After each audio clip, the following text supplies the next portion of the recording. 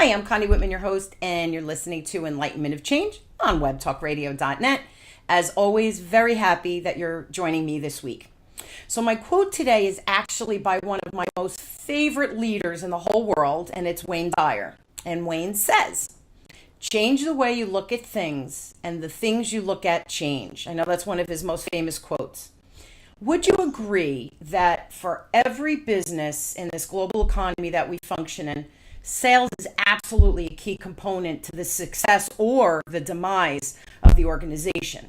I know other things like marketing, the internal processes, compliance, manufacturing, et cetera, are all critical too. The thing is, though, if your salespeople can't deliver the message effectively and develop the relationships with the decision makers or whoever the buyer is, all these other departments, they just don't matter.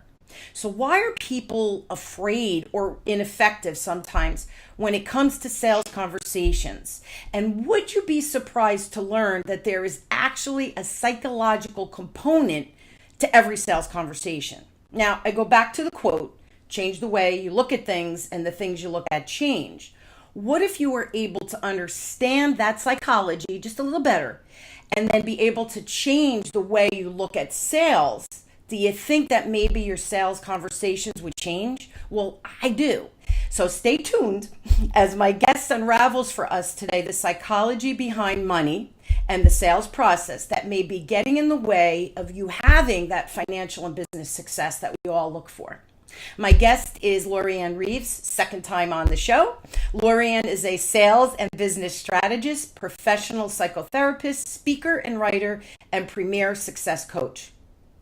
Business and entrepreneurs hire Lorianne to connect, capture, and close business, which is what we try to do, with them to sell confidently and with that oozing of authority. She also helps them with the psychological money dynamics that can get in the way of financial and business success. Now, Lorianne has been an entrepreneur herself for over 20 years, and she really does help lead sales teams at major events and consultants with corporations to enhance team dynamics. And her clients range from entrepreneurs to Fortune 500 companies, where she kind of digs in there and helps them look at business models, sales and marketing plans, so they all align and work together for the growth and profit and really sustainability in business. So yet again, please help me welcome the wonderful Lorianne. So Lorianne, thanks so much for being on. Oh, Connie, thanks for having me on again, talking about one of my favorite subjects. Me too. Sales. Yay, right? Sales and the psychology behind sales and the psychology around money and the psychology around people and how that all interplays. And yes, I love talking about it. And it's funny because sales, for me, is humans talking to humans. And right. we get hung up on, I think, our own psychological stuff, so that we forget that we're really talking to a person with a need, and how can we hopefully help make that need better, go away, support it, whatever it is. So I want first, let's take a step back. We talked about this in our first show, but I think just for the context of today, can you tell the audience what sales psychology actually is? Well, actually, sales psychology is about how you interact in those relationships when you connect with the folks you're dealing with, your buyer, your sales team, your managers. It's all about the interaction, the language, the rhythm, the energy, and how those interactions and energy and rhythm pull out of you what's either the best of you or the worst of you. Yeah. And that's the psychology. And I think that when you meet someone that gets you right off the bat, right, it's just such an easy flow of a conversation.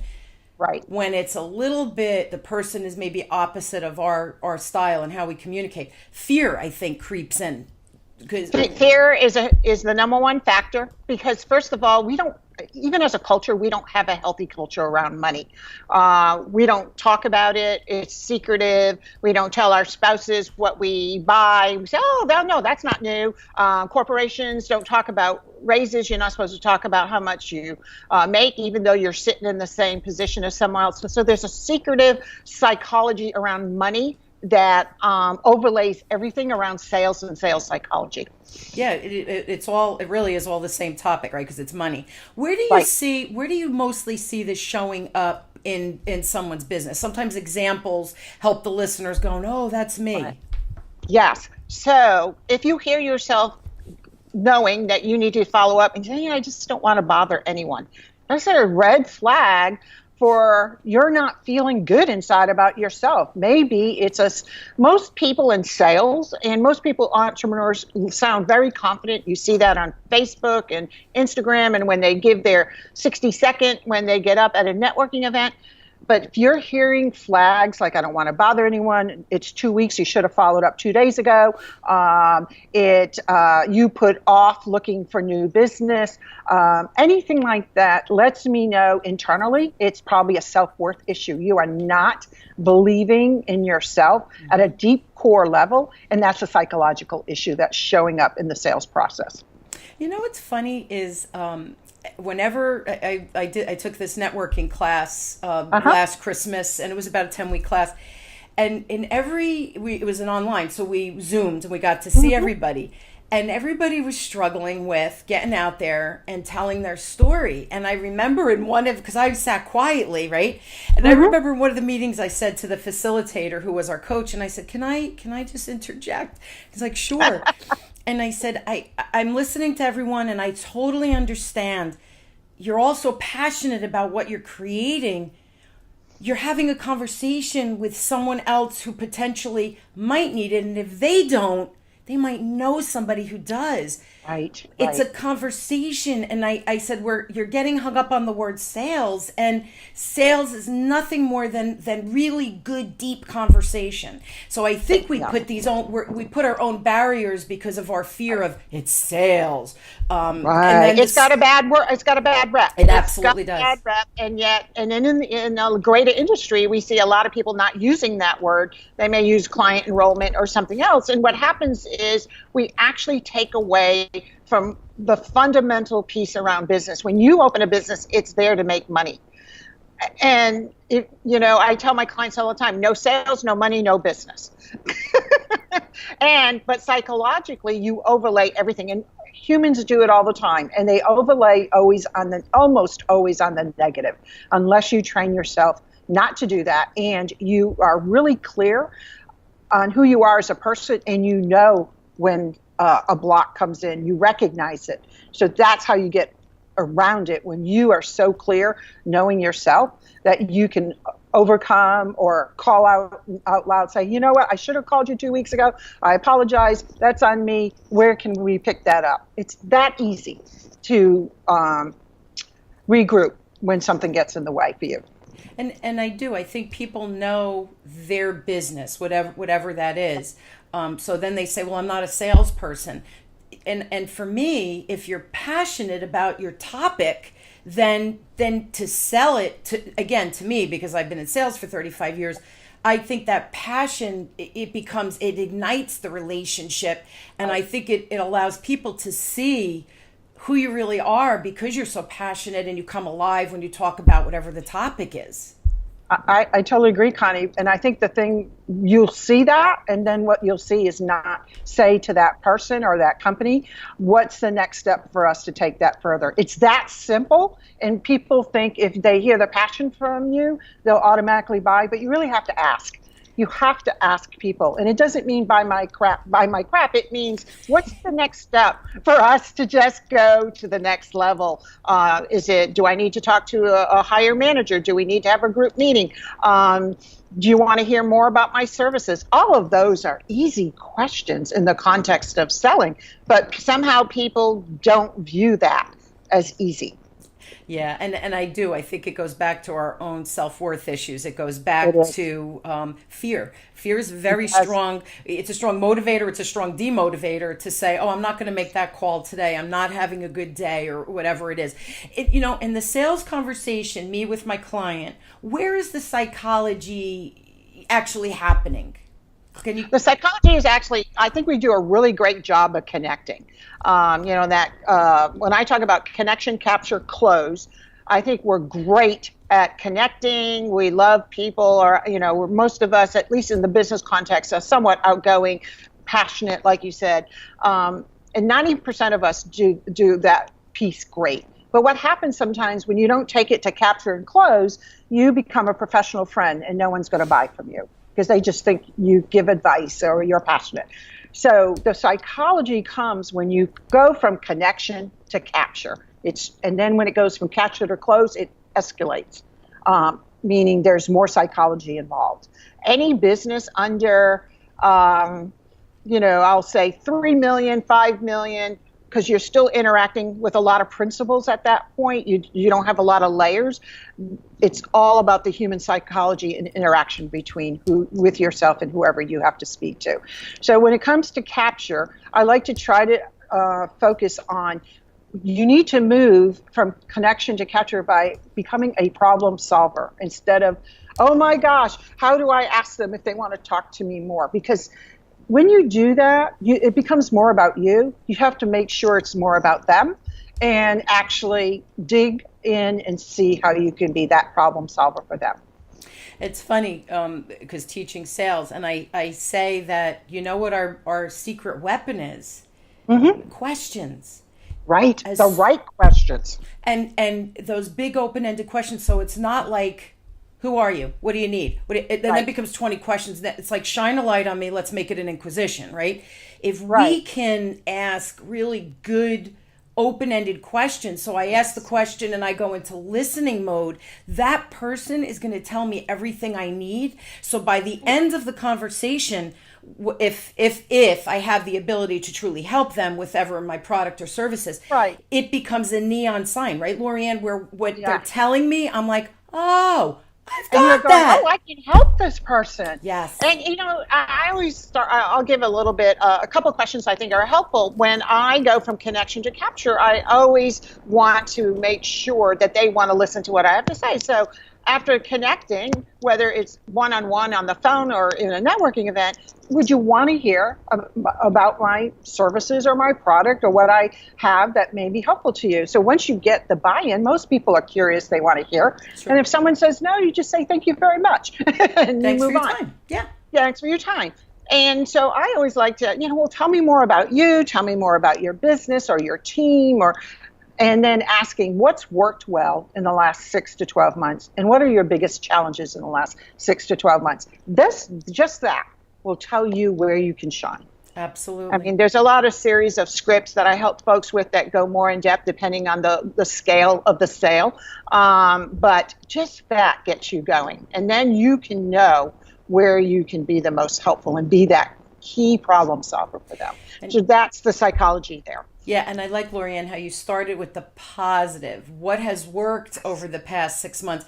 Because business owners, business people, we like to brag about, look what I've done. Yes. I did this. And it's an opportunity, I think, for us to say, I'm pretty good, right? That little pat on the back. And then when you shift to say, if you had a magic wand, what would you like for it to happen differently or to unfold differently or to do differently? And that's where we become the problem solver. But by hearing people where they think the strength is or they think the positive is, you get a real idea of what is working. But for them, you also see their own personality of how are they addressing it. Because then when you shift and you start having a conversation, you can talk their language easier because you're approaching them. Example, I have a very high energy. So if you were talking to me and saying, oh my God, how did you do that? I would be like, oh my God, I'm so glad that you're interested. Like I would respond to you being enthusiastic with me. But if it's somebody who goes to the data and the number crunches and, we were very surprised by these results, that's now, but I have to respond to them and say, data is important. That's wonderful that you took the time, and I'm going to lower my energy because they're all about the nuts and bolts. So when you ask someone that positive, it's them letting you know how they're wired, I think, and how we can shift too, right? Absolutely. No, absolutely. Really, I truly believe that a sales conversation is 90% psychology, 10% the strategy. If you are good in what you do, Yes, it's about tuning into the needs of the person sitting in front of you without giving away all of your intellectual property if you're doing a service. And so, I mean, there are other strands of that, but for today's purposes, you just have to be the problem solver in there. Now, once you get,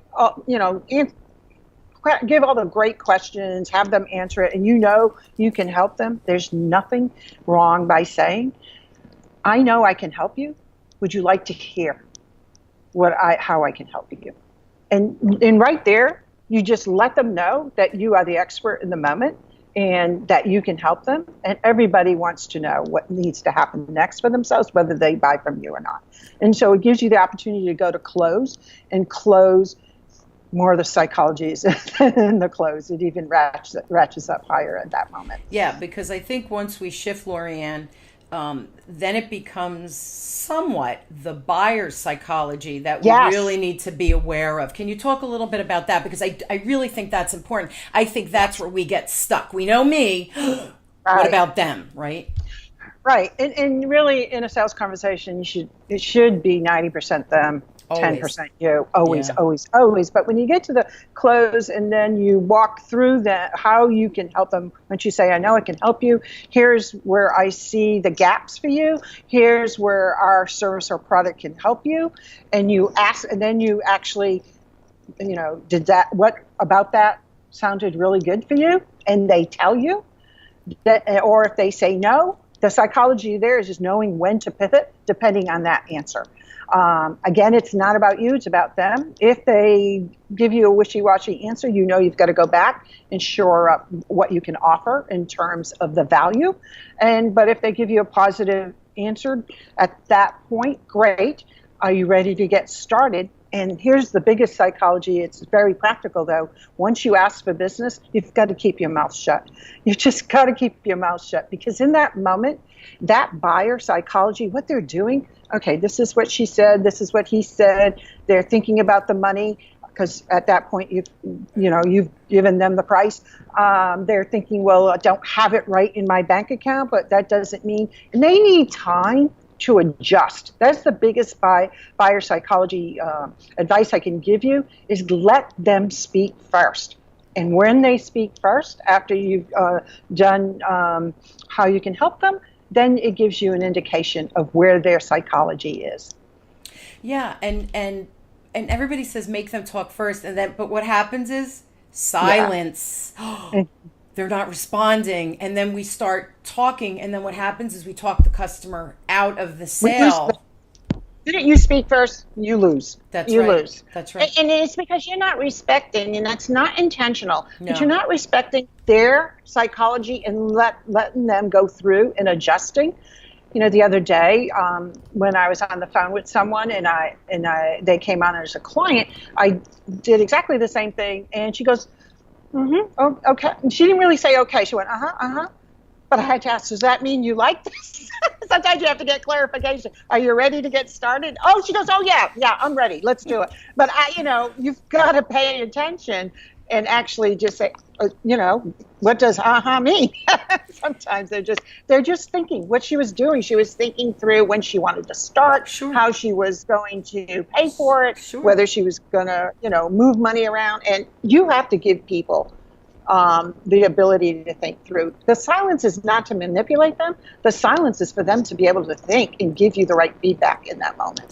And it's interesting. I always say, when I teach the sales process, right, I always say, you're done. You know where you are. They don't.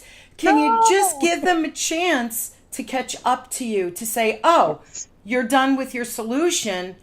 Does that work for me? Do I have questions? How am I going to pay for this? Wow, we have other initiatives. Can we fit this in? But that's all going on. You have to give them the opportunity to catch up to where you are, because you're leading the process. Hopefully you're leading the process. But at the end, we have to allow them the opportunity to catch up. The other thing I think that, and tell me if you found this to be true with your clients, we do not watch body language. So Somebody who's going into contemplation where they're thinking about it, their body language is one that's contemplating.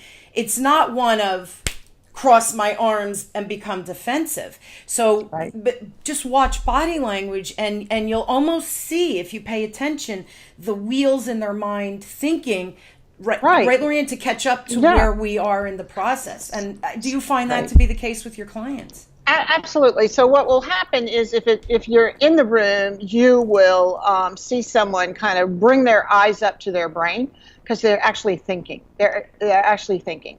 And so, and you have to kind of see if their shoulders are relaxing or they're tensing, and just kind of watch all of that. And then when they start speaking, the body language is going to start matching what they're coming out with, and just put those two together so you can then respond in a way that makes them comfortable to move forward with you. Yeah, and it's interesting that you say that. Is their shoulders comfortable, or do they become like, ugh? And it was funny, whenever I see a client get a little tense, I'll say to them, okay, I just saw a shift in your body language. Yeah. Just please tell me what's going on, because I can't help if I don't fully understand. And people will say to me, you noticed that? And I say, well, I did, because I always want you to be comfortable with me. Yeah. And I want you to be certainly candid. And if I did not clearly explain something, I want to make that right. And what they'll often say is, we have this other initiative. We're looking from a time standpoint, but also, of course, budget, because it always comes down to money. And I always say to people, listen to me. If you believe that I have the answers, or I can help you make it through whatever, navigate this muddied water, whatever it is. If budget becomes an issue, we just do this much instead of this much. Right. There's always compromise, because the budget is real, right? If you have all these initiatives, how many times can we pull people out for training, or how many times can we bring people in for coaching, right? We have to run the business. So let's talk about those actual real boundaries, and how can we work around that? And usually there's hard boundaries in place. They don't understand, how can I work beyond this? But when you put the two heads together, you always come up with a solution, and they go, oh, that'll work. Oh, this is good. And then you see them start to get excited, shift their body language and all those things. But you have to watch the body language and really be in listening mode. And Lorianne, talk about that for a second. We really are not good listeners. We're terrible listeners, because if you were really good, you could even hear them tense their shoulders over the phone. Yes. And because there's just, your ears will perk. I mean, I probably close half my business in person and half over the phone. And when I pause and wait for them to speak, you can actually hear body language. And once they start speaking, I say, I kind of felt like you were tensing. And they'll go, oh my gosh, how did you hear that over the phone? But there are some really clues if you are a really great listener. And most people are thinking, I got to get the sale. In that moment, they're thinking about themselves, their own psychology, their own fear about not closing the deal. And so they have shifted out of being the problem solver and being helpful for that person to move forward. It's always about movement. I teach a lot about that in business and sales. You want to move people, you want to move money. It's all around movement. And if we're into ourselves, you can't make a move. Because you're doing it. You're doing it for self. You're not truly being a problem solver. It's funny. Right. Whatever I teach or coach, whatever it is that I say to people, stop looking at the numbers. And they look at me like, your sales, it's all about the numbers. I said, I'm not saying the numbers aren't important. Of course, that's how we measure whether we were successful, what percentage we're closing on, whatever it is, right? Numbers speak the truth. If you're thinking about your quotas or your numbers, or that review you're going to get, or am I going to be able to pay my bills? You're not listening to the client. You're not going to do what's best for them.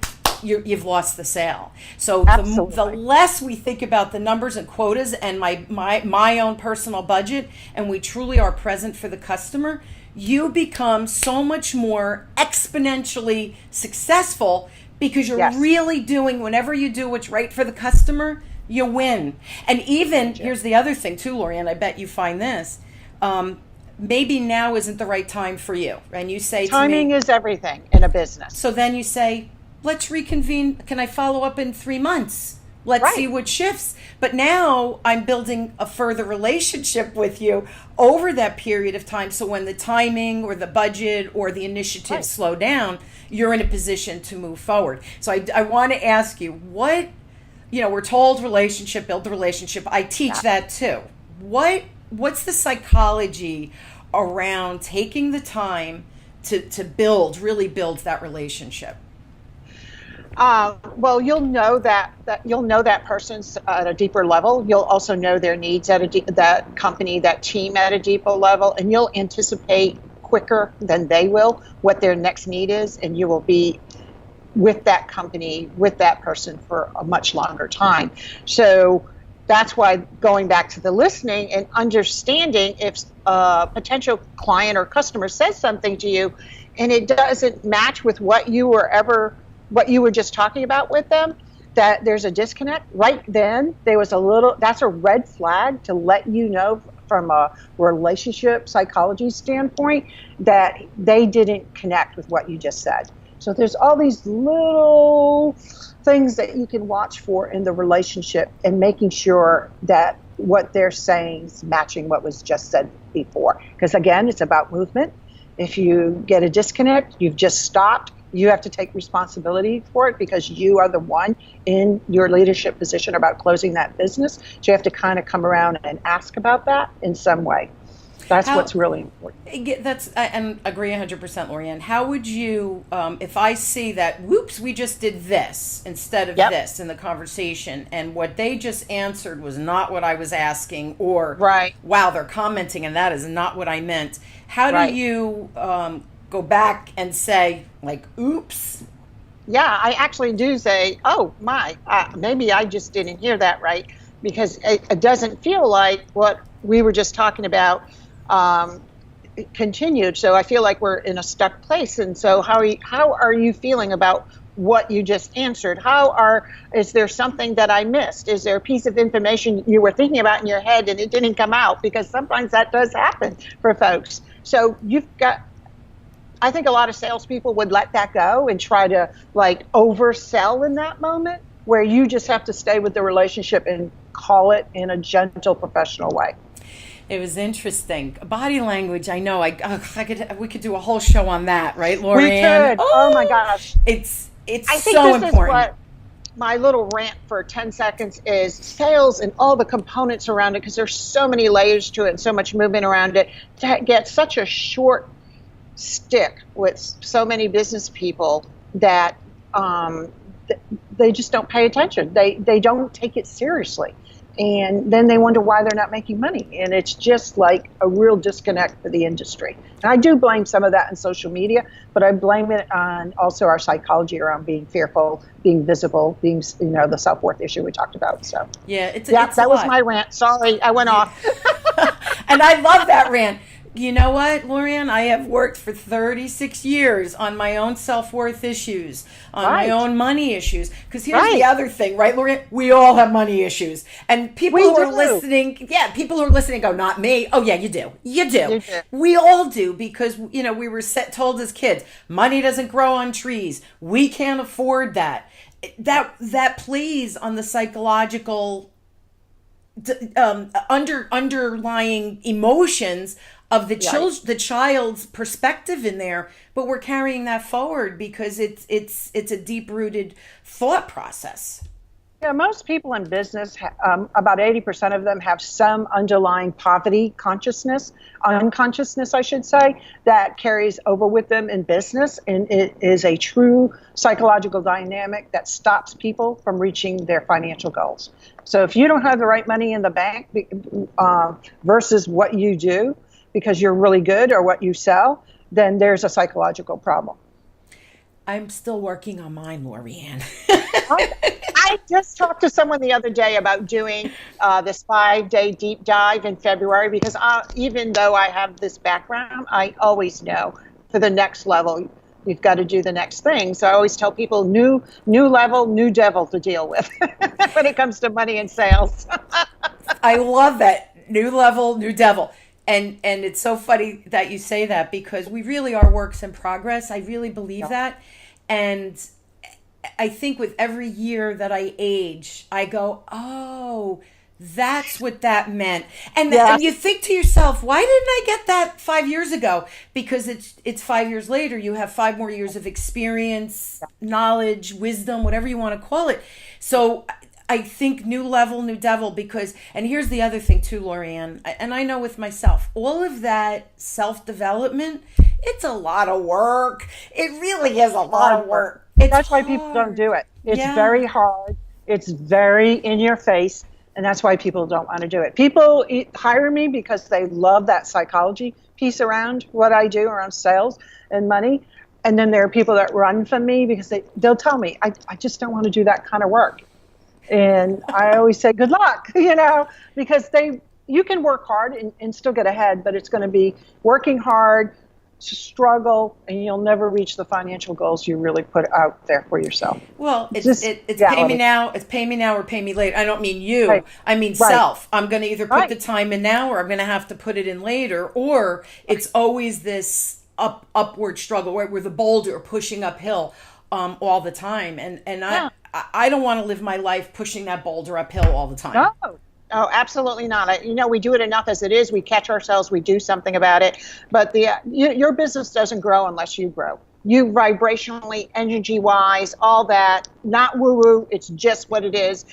You can't offer ask for high prices if you personally inside are not matching that price.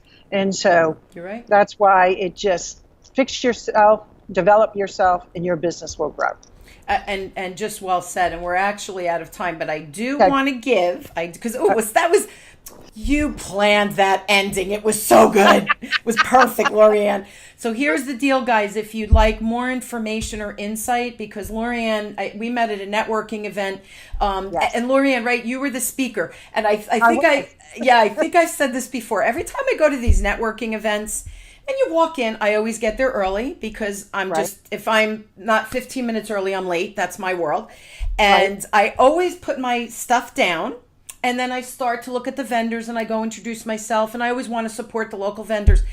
And inevitably, I always sit right next to the speaker, but I don't know that in advance. And I you sat across from me at the networking event. Right across from each other, yes. And we started talking, and you said, I'm the speaker today. And in my head, I thought, of course you are. I always sit at the table with the speaker. It strikes me funny, and I honestly do not go, where's the speaker? Never my intent.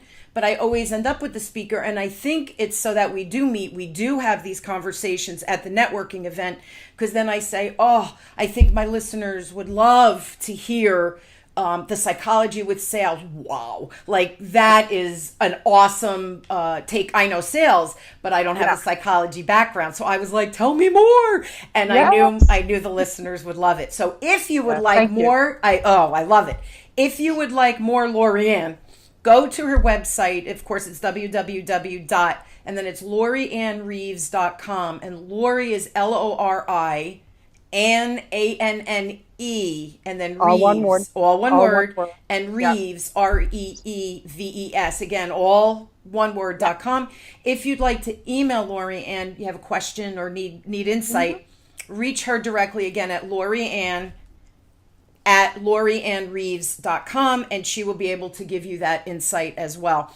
Also, guys, if you have questions for me or there's a topic that you'd like me to cover on the show, or you have a question about sales or coaching, whatever it is at your business, please reach out to me directly at Connie at WhitmanAssociates.com. I respond personally, and I think that's important. So if you want to connect with me or you'd like to hear my ideas about whatever, please reach out to me. Also, I will post Lori Ann's website and email address on the Web Talk Radio Enlightenment of Change platform, because Lorianne, a lot of people listen to the show commuting, and then this way they could go right to the website and find you easily. Yeah, so I promise to post that, you guys, on the website. Lorianne, as always, another delightful interview conversation. I love it. Yeah. Thank you so much for taking the time and being on. Oh, I loved it. Thank you for having me, Connie. Yeah, I love the psychology of sales. It's key. It's key. It's so simple, stupid, but it's so key. I know. Yeah, right. I know. I'm preaching. Yeah. I'm preaching to the choir here. You are. Yeah, love it. Thank you again. Thank you guys for listening and tuning in. I hope you'll join me weekly as we question, build, and discover together how to grow, challenge ourselves, whatever that means to you. Embrace change. It's so much easier than we think. Just one step in front of the other. Try something new. Thank you also for joining me. You've been listening to Enlightenment of Change with me, your host, Connie Whitman, on webtalkradio.net. I wish everybody an awesome week filled with inspiration, and try something new. That's all I ask. Bye, everyone. Thanks.